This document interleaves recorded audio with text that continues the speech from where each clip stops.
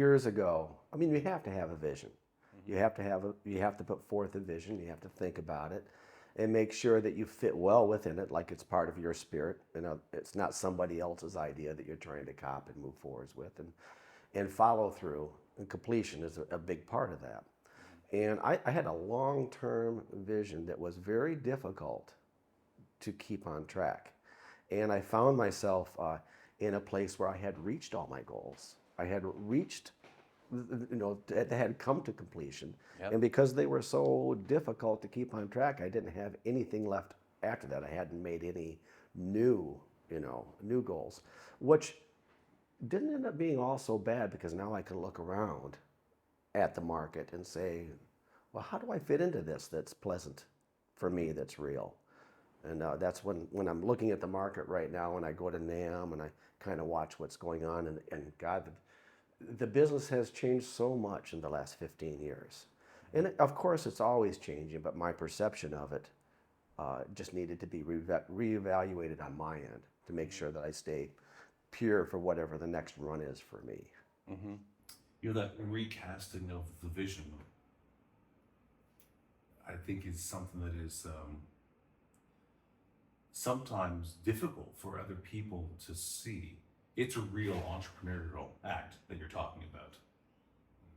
I think the average person thinks that entrepreneurship is owning a business, but the Austrian economist Joseph Schumpeter made it really clear that you can own a business and not be an entrepreneur. You can open up a pizza shop and make pizzas, and you own a pizzeria and you're in business.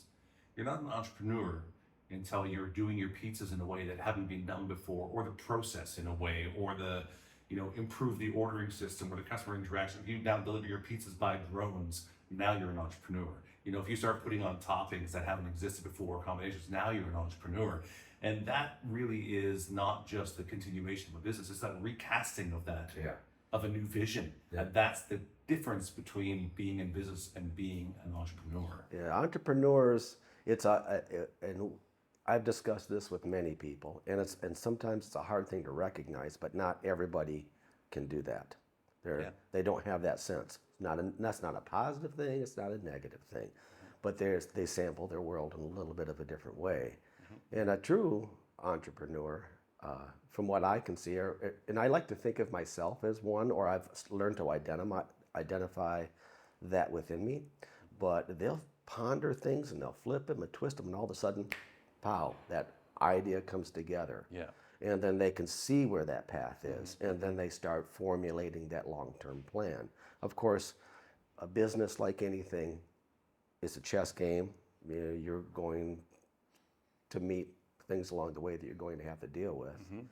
And additionally, I was talking to Jamie Olson just last week, went down and spent a little time with her, and she was referring to that as not everybody has an artist sense. They can't pull ideas out of midair and transform it. Their vision of that is a more replication, even though they might be able to do amazing things with it, and their contributions are important. But that's the space where we fit in. That's where our contributions, I think, to our community is. We can fuel a lot of possibilities for people and situations. Thank you for watching and listening. You can find more episodes wherever you listen to your podcasts, and a special thanks to those who support us on Patreon. It's your support that enables us to do this work.